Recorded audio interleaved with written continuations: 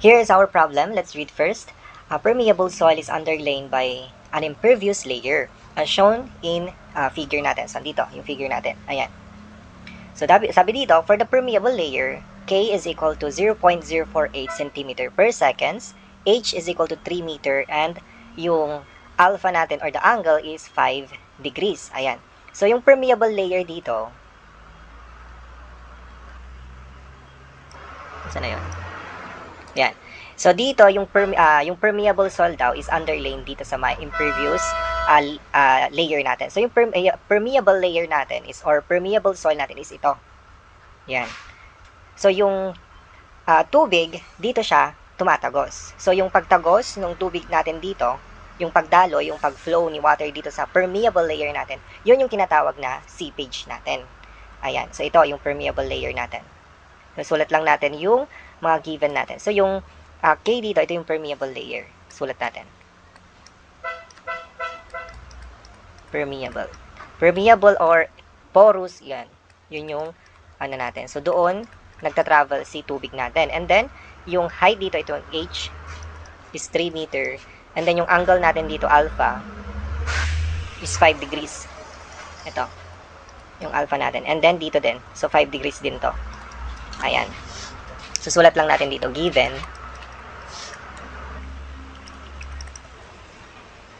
yung K, ito yung hydraulic conductivity or coefficient of permeability natin. So, 0.0048 cm per seconds.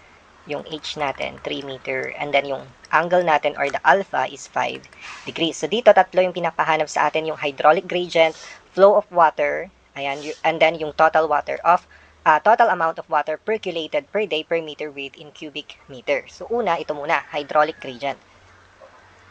Dito na lang. So, yung hydraulic gradient natin, dito na lang. Letter A,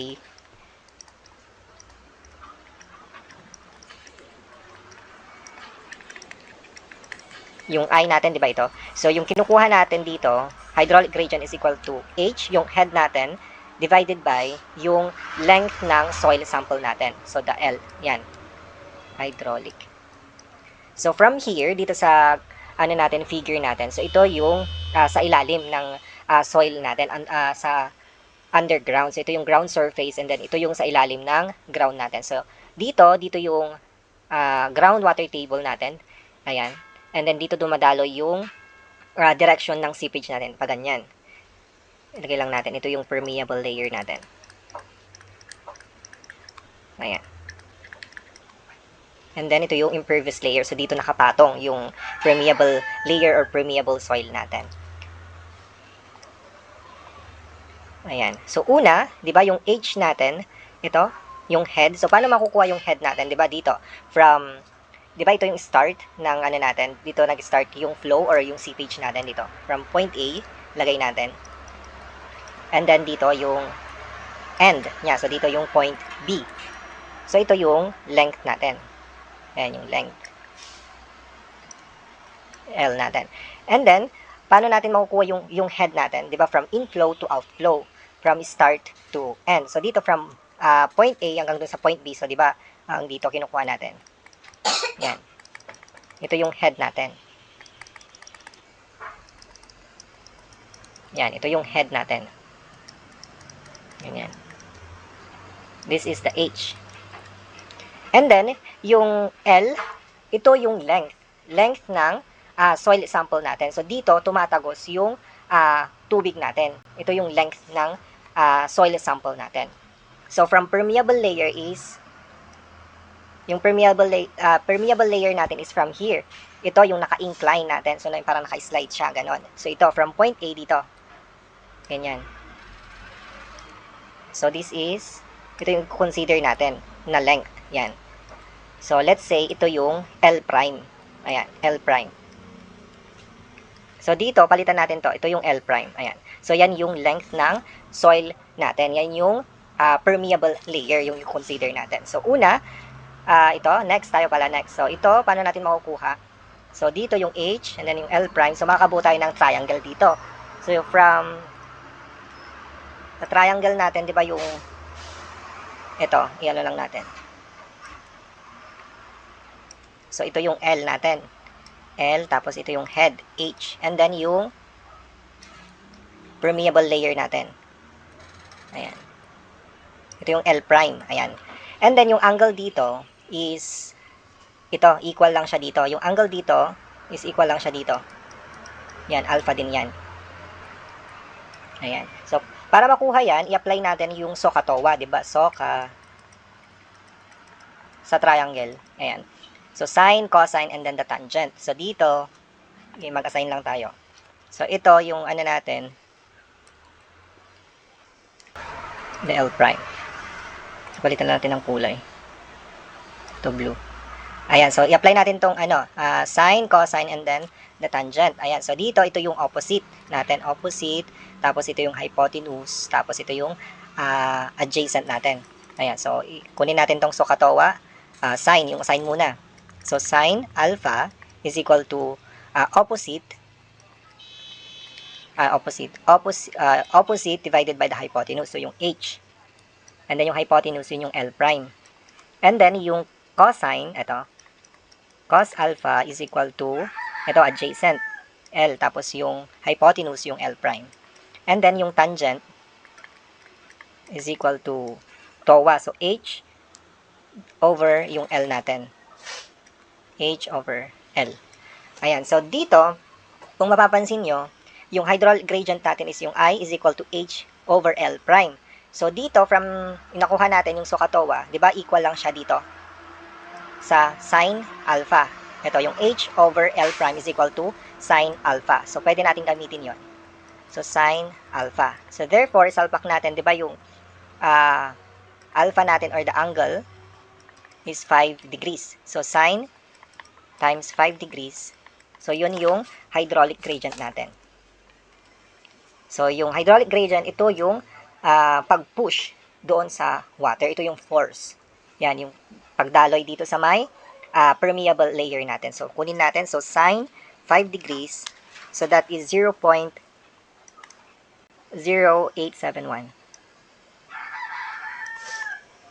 Uh, 872 na lang. Ayan. So, yan yung answer natin for letter A. Yan yung hydraulic gradient. And then, next tayo, letter B.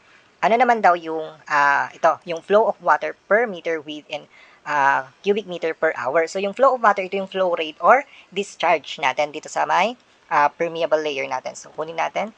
Next slide tayo. So, letter B, ito yung permeable layer, flow rate or discharge. Ito yung Q natin. Ayan, Q. So, pwede nating makuha, di ba, Q is equal to, or discharge is equal to Kia, yung K natin, the hydraulic conductivity or coefficient of permeability, times yung hydraulic gradient natin, and then the area. So, ito, nakuha na natin tong K, meron, given, itong K natin, and then yung hydraulic gradient nakuha na natin. Ngayon, yung area, ito yung kukunin natin. So, again, di ba, yung pagkuha natin ng area, di ba, yun yung, kung maalala ninyo, doon sa apparatus natin, di ba, doon sa mga constant head natin, di ba, yung area na kinukuha natin is ito, yung diameter, yung kung saan tatagos yung tubig. Ito, ganyan. Ayan, kung saan tatama yung tubig. Ito, di ba, ito yung kinukuha natin, yung diameter. Yan, doon sa apparatus natin, doon sa constant head test natin. Yun yung kinukuha natin, di ba, yung diameter nito, nung soil sample natin. So, dito, i-relate natin, yung direction of seepage, yung water is, dito siya, tumatama, dito sa banda dito. So, from here, kukuha tayo ng, ano natin, ito, ganyan.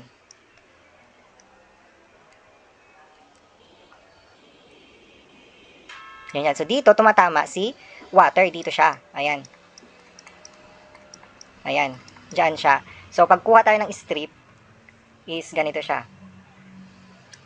So, yung area na kukunin natin is, ito. Ayan. So, mag-consider tayo. Consider 1 meter strip. Ayan. So, ito 1 meter. Yan yung width natin. So, ito yung dyan tumatama si tubig. Ayan. Dito siya, para tumagos siya dito. Dito sa may permeable layer natin. So, ito yung area natin. Ayan. So, dito, di ba ito yung H? Ayan. And then, ito ngayon si, let's say, H prime. Ayan, H prime natin. And then, ito yung, ano natin, ito yung H natin, ito yung hypotenuse natin. And then, ito is right angle to. Ayan. So, imagine nyo na lang, parang naka-slide siyang ganon. Naka-slide siyang ganon. So, ito ngayon, ano yung ano natin? So, ito kasi parang naka-slide, naka-incline siya konti. Ganon. So, ito yung, ano natin, ito yung right angle natin. Ito, dito banda siya. And then, ito yung magiging hypotenuse natin. Ito yung H. Yan. So, kunin natin yan. Dito na lang. Pag ganun siya, pag ganyan konti, ganyan. Ganyan. So, ito yung H natin, and then this is the H prime. So, yung angle natin is, dito. So, yung angle dito is equal lang siya dito. Yan. Alpha din yan. So, dyan, alpha. Ayan. So, kunin natin. So, di ba? Ito, hypotenuse. Hypotenuse. Tapos, dito sa part na to is, opposite, and then dito is, adjacent. Di ba? Adjacent dito na part. So, yung kanina, di ba, dito, pwede natin gamitin yung cosine. So, cosine, yung kasi nga yung adjacent, tapos hypotenuse, so cosine. So, cosine alpha is equal to adjacent, so h prime, divided by yung hypotenuse natin, yung h. So, yung h, ito, yung kanina is given, which is, ilan yun? 3 meter, ito. Is equal to 3 meter. Ay, dito parang wala. Ito, 3 meter. So, pwede natin gamitin to para makuha natin si h prime. So, yung alpha natin, given yon, so that is 5 degrees. So, salpak natin. So, h prime is equal to h tapos cosine alpha. So, h prime now, so 3 meter times cosine ng 5 degrees. So, h prime now is equal to 3 times cosine 5 degrees. Ayan. So, this is 989. Ayan, 2.989 meter. Ayan. So, yan yung h prime natin. So, now, yung area natin, so, di ba ito yung h prime is equal to, so, nakuha na natin. So, 2.989. So, yung area is equal to width times the h prime. Ayan. So, salpak natin. So, makukuha na natin yung flow of water. So, Q is equal to yung K natin, yung hydraulic conductivity natin, that is 0.0048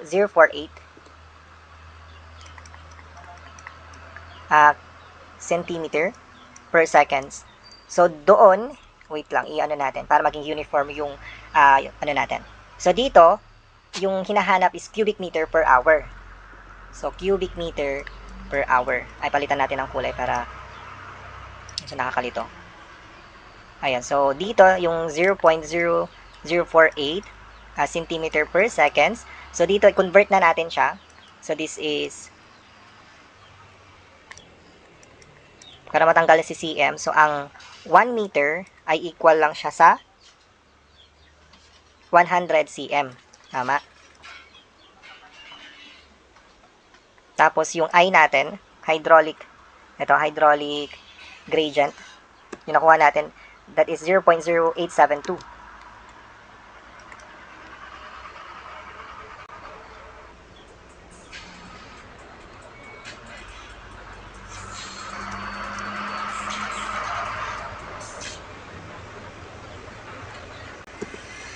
.8872 tama ba? 0.0872 times yung area natin, which is the 1 meter. Ito yung kinukonsider natin yung width, yung 1 meter strip. So 1 meter times yung h prime natin na 2.989 meter. Ayan. So maka-cancel na to. So yung makukuha natin dyan is Q now is equal to, compute natin, 0.0048 times 1 over 100 times 0.0872 times 1 times 2.989. So that is 1. Erase natin to para magkasya. So Q is equal to 1.251 times 10 raised to negative 5. Tapos yung ano natin, unit, so cubic. So itong area, meter squared to, plus 1 dito. So cubic meter per seconds. Ayan. Hour pala. So hour. So convert ulit natin. So ang isang oras ay equivalent lang siya sa 3,600 seconds. Tama? So, maka-cancel to. So, times natin. So, Q now. So, 1.251 times negative 10 raised negative times 3,600. So, yung magiging sagot natin dyan is 0.045. Ayan. And then, cubic meter per hour. Ayan. So, yan yung flow ni water doon sa permeable layer natin. So, yan yung discharge. Ayan. Next. Ano ba yung next natin? Ito. Calculate the total amount of water percolated per day per meter width in cubic meter. So, hinahanap dito is yung volume. So, letter C, ito yung water percolated. Or ito yung volume natin. Ayan, so, from the formula, yung Q, discharge natin, diba, volume divided by yung time natin. So, Q, ilabas natin. So, volume is equal to discharge times yung T or yung time natin. So, is equal to 0.045 cubic meter per hour times yung time natin. So, hinahanap yung time natin per day. Ito. So, ito yung time natin, isang araw. Ayan. So, T, yung T natin is 1 day. So, compute natin. So, di ba ang isang araw ay 24 hours. Yon, di ba? 24 hours. Maka-cancel si hour. So, that is volume. So, 0.045 times 24. So, yung magiging sagot natin is 1.08 cubic meter per meter per day. Ayan. Ayan. So, yan yung sagot natin.